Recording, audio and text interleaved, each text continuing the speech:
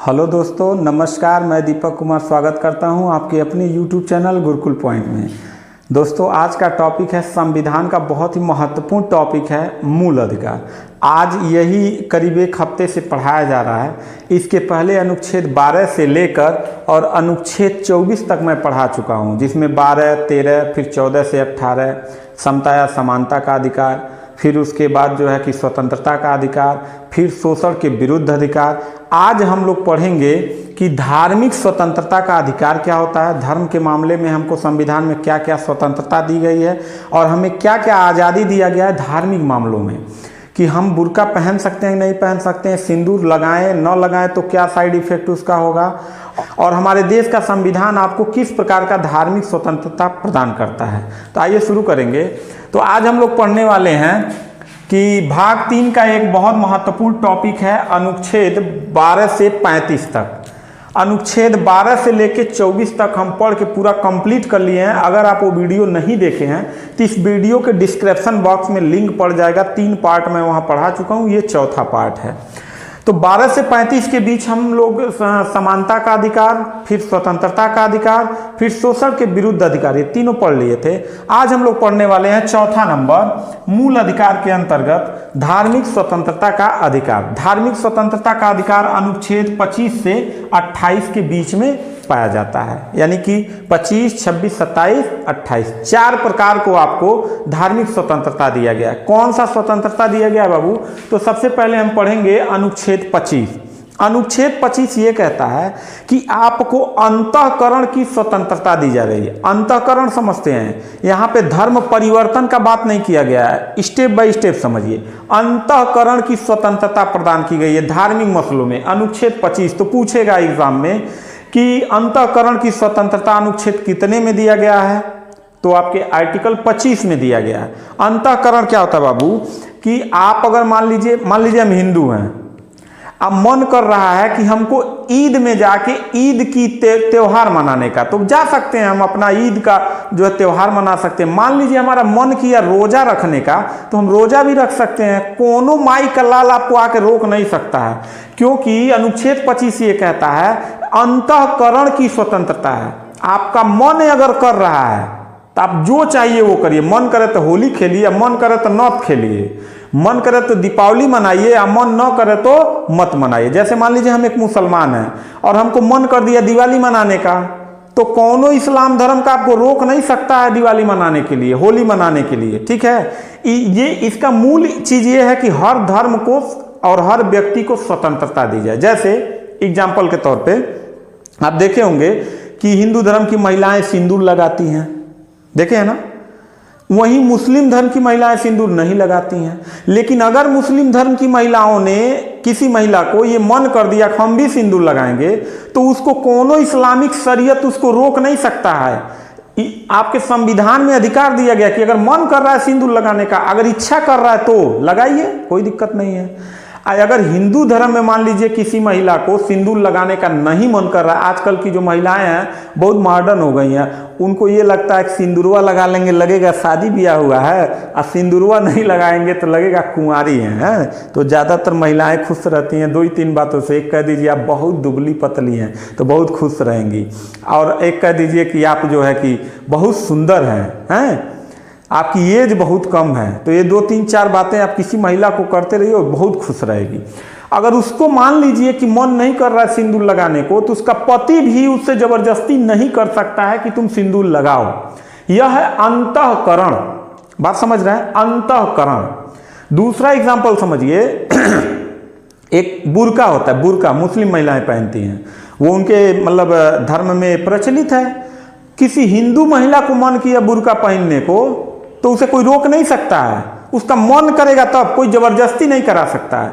अब मान लीजिए किसी मुस्लिम महिला को नहीं मन कर रहा है बुर्का पहनने को, मान लो 20-25 हज़ार का घाघरा चोली खूब बढ़िया आगरा से खरीद के लाई हो हैं, और उसको मन न कर रहा हो, अब घाघरा चोली पहन के बुर्का पहनेगी? नहीं पहनेगी। तो अगर उसका मन नहीं कर रहा है पहनने का तो नहीं पहन सकती है। यही है आपका आर्टिकल 25 की अनुच्छेद 25 कहता है कि अंतःकरण, आपका मन कर रहा है तो करिए, मन नहीं कर रहा है तो मत करिए। इसमें लेकिन 2 तरह की बातें किया गया है। लेकिन अगर मान लीजिए कि कभी कभी धर्मांतरण की भी बात आ जाती है कि धर्मांतरण कर लीजिए। तो आपको अगर मन कर रहा है हिंदू धर्म में रहने का तो हिंदू धर्म में रहिए। आपका मन नहीं लग रहा है हिंदू धर्म में, अच्छा नहीं लग रहा है, मन कर रहा है कि बौद्ध धर्म में जाने का, तो जाहिर सी बात है आपकी इच्छा पे निर्भर करता है। बौद्ध धर्म चले जाए, हिंदू धर्म छोड़ दीजिए, बौद्ध धर्म अपना लीजिए, बहुत सारे लोग करते हैं।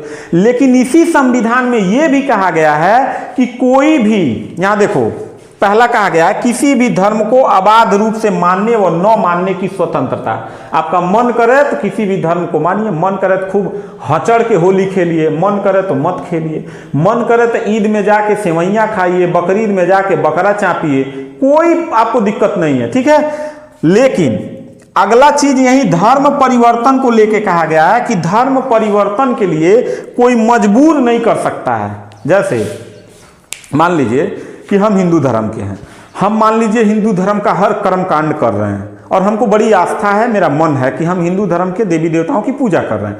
लेकिन अगर कोई अगर ये कहे, मान लो कोनो औरंगजेब बन के आ गया, कहा इस्लाम धर्म कबूल करो, आपको मजबूर नहीं कर सकता है। मजबूर करेगा तो फिर अपराध है वो बाबू, क्या है? अपराध है, उसको आप मजबूर नहीं कर सकते हैं, ठीक। यानी कि अगर मान लीजिए कि हम ईद मुस्लिम हैं, मान लीजिए हम ईद मना रहे हैं, हमको मन कर दिया होली खेलने को तो होली खेलिए, कोई दिक्कत नहीं। लेकिन अगर मन नहीं कर रहा होली खेलने को तो कोई भी हिंदू का कोनो पोंगा पंडित या मौलवी या कोई कुछ नहीं कर सकता है कि आपको होली नहीं खेलना है या ईद नहीं मनाना है। मेरी बात समझे, मजबूर नहीं कर सकते हैं। किसके लिए? धर्मांतरण के लिए, धर्म परिवर्तन के लिए आप मजबूर नहीं कर सकते हैं। समझ में आया? तो ये है आर्टिकल 25। अब आर्टिकल 26 समझते हैं। आर्टिकल 26 ये आपको देता है कि धार्मिक कार्यों में प्रबंध की स्वतंत्रता। प्रबंध मतलब कोई संस्था बना सकते हैं धार्मिक कार्यों के लिए, ठीक है। जैसे मान लीजिए कि कहीं यज्ञ करा रहे हैं बहुत बड़े लेवल का, तो एक संस्था बनता है ना, उसमें अध्यक्ष, उपाध्यक्ष, महामंत्री को ये लोग बनते हैं, एक संस्था। तो ये आपके धार्मिक कार्यों में प्रबंध की स्वतंत्रता देता है। प्रबंध क्या होता है बाबू?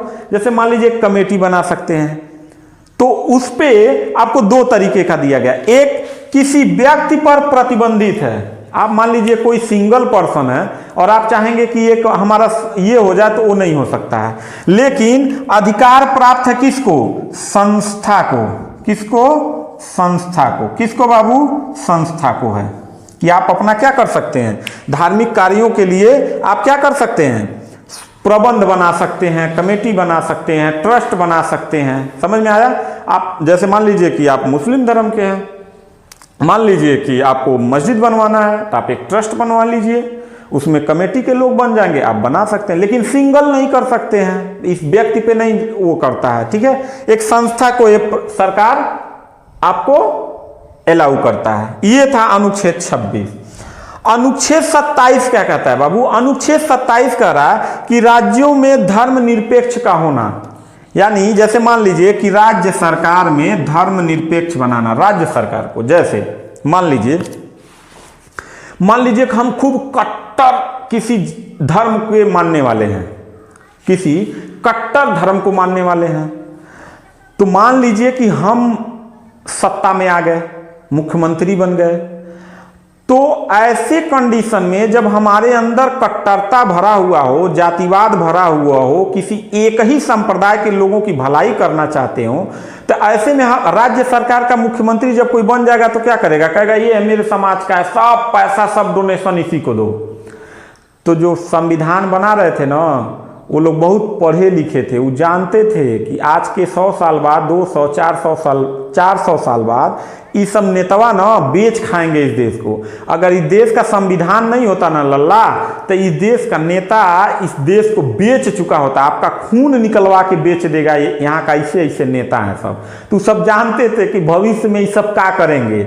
इसीलिए अनुच्छेद 27 कहता है कि राज्य सरकार किसी भी धर्म को प्रोत्साहित नहीं करेगी, प्रोत्साहन नहीं देगी। कि मान लीजिए हम किसी बौद्ध धर्म के कट्टर अनुयायी हैं, तो बौद्ध धर्म को लोगों को खूब जो है कि बौद्ध धर्म के मंदिरों को और वहां के लोगों को खूब पैसा लुटाएं, खूब अनुदान दें। प्रोत्साहित नहीं कर सकते हैं, किसी एक धर्म को लेके आप नहीं कर सकते हैं, प्रोत्साहन नहीं दे सकते हैं। ये जो संविधान बनाए थे ना, बहुत पढ़े लिखे थे बाबू, सब जानते थे कि बाद में इन नेताओं को जब पावर आ जाएगा तो सब क्या करेंगे। ठीक है, तो राज्य सरकार किसी भी धर्म को प्रोत्साहित नहीं करेगा, लेकिन यहां यह भी कहा गया है कि धार्मिक कार्यों पर कर न लगाना। अब यह भी कहा गया, जैसे धर्म का मामला है तो उस पर सरकार कोई टैक्स नहीं लगा सकती है। समझ में आया? जिसने धार्मिक स्थल है वहां पे कोई टैक्स नहीं लगता है, सरकार वहां से कर वसूली नहीं कर सकती है। और भारत में सबसे ज्यादा पैसा मंदिरों में ही जाता है, मंदिरों में, मस्जिद में, गुरुद्वारे में, और आपके मतलब जितने भी धर्म के लोग हैं, भारत में बहुत सारे धर्म के लोग हैं, तो सबसे ज्यादा वहां चढ़ावा चढ़ता है, तो उस पर सरकार टैक्स नहीं ले सकती है।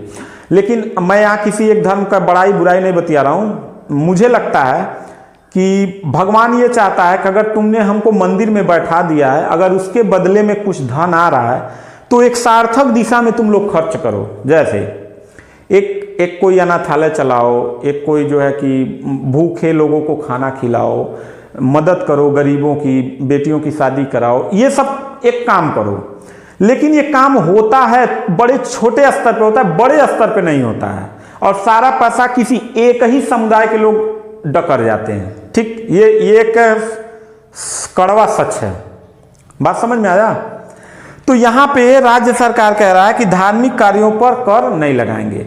तो मैंने देखा है कि गुरुद्वारे में कोई डोनेशन दे ना दे, पंजाबियों को मतलब सैल्यूट है कि आप दुनिया के किसी भी धार्मिक स्थल से भूखा लौट आएंगे, किसी भी धार्मिक स्थल से। लेकिन अगर आप गुरुद्वारे में जाइएगा तो किसी भी जाति, धर्म, संप्रदाय, किसी भी तरह के आदमी हो तो आपको भूखा नहीं आने देंगे। पंजाबियों का ये इतना बड़ा मतलब एक मानवता है। ठीक है, गुरुद्वारे से आप कभी भूखा नहीं आ सकते, बाकी हर जगह से आ सकते हैं। तो अनुच्छेद 27 ये कहता है कि राज्य सरकार किसी भी धर्म को प्रोत्साहित नहीं करेगा, न धार्मिक मसले पर कोई टैक्स वसूल करेगा, कर वसूल करेगा। इसका क्या है कि राज्यों को धर्मनिरपेक्ष बनाना, यानी राज्य सरकार का मुख्यमंत्री कोई भी होगा तो धर्मनिरपेक्ष रहे। धर्मनिरपेक्ष का मतलब समझते हैं, सभी धर्मों का सम्मान रहे। मन करे तो मस्जिद में जाओ, मन करे तो मंदिर में जाओ, मन करे गुरुद्वारा में जाओ, मन करे तो मतलब बौद्ध धर्म के मंदिरों में जाओ, जैन धर्म के मंदिरों में जाओ। बात समझ रहे हैं? इतना बढ़िया संविधान इस देश को मिला है। चलिए अगला 28 अनुच्छेद 28 देखते हैं। शिक्षा संस्थान में बात कहा गया है बाबू। शिक्षा संस्थान में यह कहा, सरकारी अनुदान से संचालित होने वाले विद्यालय पर कोई भी धार्मिक शिक्षा प्रतिबंध है। जैसे मान लीजिए कोई स्कूल है जो राज्य सरकार द्वारा संचालित हो रहा है, अनुदानित है, तो उसमें आप कोई धार्मिक शिक्षा नहीं दे सकते हैं। बात समझ रहे हैं?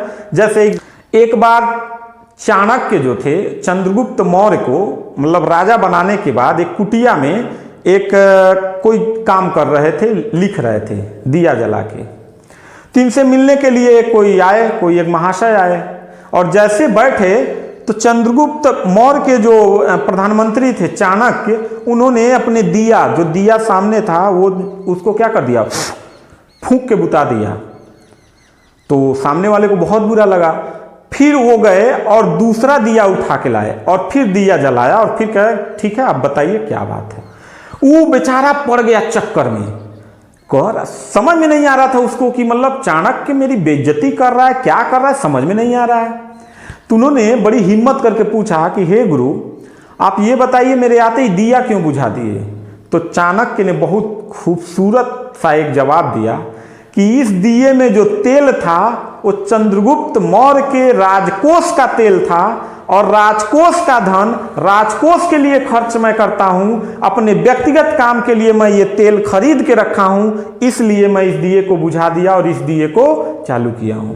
सोचिए चाणक्य जैसा प्रधानमंत्री, जिसके मतलब बुद्धि और तेज के आगे सिकंदर भी भाग गया था यहां से। बात समझ रहे हैं? तो यहां पे राज्य सरकार से अनुदानित है और आप किसी धार्मिक शिक्षा पे बल देंगे तो आप अन्याय कर रहे हैं। ठीक बात समझे? तो विद्यालय पर धार्मिक शिक्षा पे प्रतिबंध। कैसे विद्यालय पे? सरकार द्वारा अनुदानित विद्यालय पे धार्मिक शिक्षा पे प्रतिबंध है, लेकिन कहा जा रहा है कि अल्पसंख्यक वर्गों को धार्मिक शिक्षा की स्वतंत्रता है। लेकिन यहीं ये कहा जा रहा है कि जो मतलब जैसे स्वतंत्रता का अधिकार आप पढ़े थे तो वहाँ पे आपको जो है कि शिक्षा का जो अधिकार दिया गया था, वहाँ पे आप देखेंगे आगे भी आप पढ़ेंगे तो वहाँ पे जो अल्पसंख्यक वर्ग के लोग हैं, जैसे इस्लाम धर्म के लोग हैं, तो देखो मदरसा चलाते हैं तो मदरसे में मतलब शिक्षा अपने धर्म की भी रक्षा होनी चाहिए ना, तो आप चला सकते हैं। किसी का ऐसा नहीं है कि उसमें सिर्फ इस्लाम धर्म के लोग पढ़ते हैं। आपका मन किया तो जाकर आप भी पढ़िए, नहीं मन कर रहा है मत पढ़िए। ऐसे बौद्ध लोग जो हैं उनके लिए भी मतलब उन अपने धर्म की शिक्षा संचालित कर सकते हैं विद्यालय। जैन धर्म के लोग कर सकते हैं, वो तो सब नंगे रहते हैं। बात समझ रहे हैं? तो आप जाइए नंगे रहिए, मन करता है तो नंगे रहिए, मन करे तो कपड़ा पहनिए, मन करे तो बुर्का पहनिए, मन ना करे तो मत पहनिए। ठीक है, इतनी स्वतंत्रता दी गई है। लेकिन आपके किसी भी चीज पे किसी का दबाव नहीं बन सकता है। सबसे मेन चीज ये है कि अगर आप बुर्का नहीं पहनना चाहते हैं तो आपका पति भी आपको बुर्का पहनाने के लिए मजबूर नहीं कर सकता है। बात समझ में आया? देखिए, तो ये था अनुच्छेद 25, 26, 27, 28। इसका मूल उद्देश्य क्या है पहले ये समझ लीजिए। मूल उद्देश्य है धर्मनिरपेक्ष देश बनाना, राज्य नहीं बनाना, देश बनाना। अब भाई जब देश बन जाएगा तो राज्य अपने आप ही धर्मनिरपेक्ष रहेगा। मैंने शुरू में कहा ना कि देश के लोगों को और नेताओं को और यहाँ के मतलब राजनीतिक जो मतलब दंगा कराने वाले लोग हैं उनको ये संविधान बाबू पकड़ के जकड़ के रखा है ना, नहीं तो इस सब नेतावा लोग ना तो देश को बर्बाद कर देता बाबू। जैसे अभी किसी भी धार्मिक मसले में झगड़ा कराना हो तो 2 मिनट में आप करा सकते हैं, और झगड़ा कराने वाले सिर्फ 1% होते हैं हर धर्म में, दोगले टाइप के 1% लोग पूरी कौम को गाली दिलाते हैं। एग्जाम्पल के तौर पे जैसे मान लीजिए कि ये कोई मंदिर है, समझ रहे हैं, ये क्या है, एक मंदिर है, और ये मान लीजिए एक क्या है, मस्जिद है। अब 1% ये जो लोग होते हैं ना किसी के बहकावे माँ के, जैसे जो दंगा कराने वाला नेतवा रहता है कि धर्म के मामले पे वोट लेगा, जात के मामले पे वोट लेगा, दंगा करा के वोट लेगा, तो 1% लोगों को चढ़ा देगा पैसा दे के, मतलब चढ़ा के किसी भी तरीके से कहेगा कि मान लो कि ये मंदिर है, ये मस्जिद है, क्या हिंदू धर्म के लोग जाते हैं, मुस्लिम धर्म के लोग जाते हैं, अब चढ़ा देगा 1% लोगों को। एक जाएगा, एक क्या करेगा, ये मंदिरवा में फेंक देगा गाय का मीट काट के, वही जाएगा मस्जिदवा में फेंक देगा सुअर का मीट काट के। अब अगले दिन पूरा कौम एक दूसरे को तलवार लेके पेटवे में घोंप देगा। जानते हो क्यों? क्योंकि ये 99% लोग ना एक बार भी नहीं सोचते हैं कि ये किसी एक आदमी की गलती है। समझ में आई बात? किसी एक आदमी की गलती है। अब उसमें निर्दोष लोग मंद बुद्धि मतलब मार के कत्लेआम मचा देंगे, और फिर उस पे नेता आएगा अपना अपना नेतागिरी करता है, हम हिंदू तरफ से हैं, हम मुस्लिम के तरफ से हैं। हम आपको पढ़ा रहे हैं ना, मैं एक टीचर हूं, मैं बता रहा हूं आपका कोई धर्म नहीं है और आपका हर धर्म आपका है। आप किसी जात के नहीं हैं और आप हर जात के हैं। अरे यार दुनिया कहाँ से कहाँ पहुंच गई, जापान, अमेरिका, रूस, इटली, जर्मनी कहाँ पहुंच गए यार। हम अभी तक इसी दायरे में बने हुए हैं 5000 साल से। तू वही इस जात का है, तू इस जात का है, तू इस धर्म का है, तू इस धर्म का है, हमारा भगवान बड़ा है तो तेरा भगवान छोटा है, तो तेरा भगवान बड़ा। यार अब इस सब चीज़ों से थोड़ा ऊपर लेवल उठाइए और एक वैज्ञानिक सोच रखिए। धर्म एक आपका पर्सनल मैटर है, आप किसी भी धर्म को मान सकते हैं, नहीं मान सकते, इसका अधिकार तो आपको संविधान दे रहा है। लेकिन देश रहना चाहिए, देश के लोग रहने चाहिए, देश के लोग रहेंगे तभी तो आप देश के लिए कुछ करोगे। तो ये था अनुच्छेद 25, 26, 27, 28। मैं समझता हूं कि आप समझ गए होंगे, और अगर आप नहीं समझे हैं तो इस वीडियो को फिर से देख सकते हैं। इसके पहले के 3 पार्ट, समता या समानता का अधिकार, स्वतंत्रता का अधिकार और शोषण के विरुद्ध अधिकार, ये तीनों डिस्क्रिप्शन बॉक्स में लिंक दे दे रहे हैं, वहां से वीडियो देख लीजिए, अथवा प्लेलिस्ट में चले जाइए, संविधान नाम के प्लेलिस्ट खोलिएगा, वहां से देख सकते हैं। वहां भी बहुत अच्छे से समझाया गया। तो मिलते हैं नेक्स्ट वीडियो में, तब तक के लिए थैंक यू, धन्यवाद।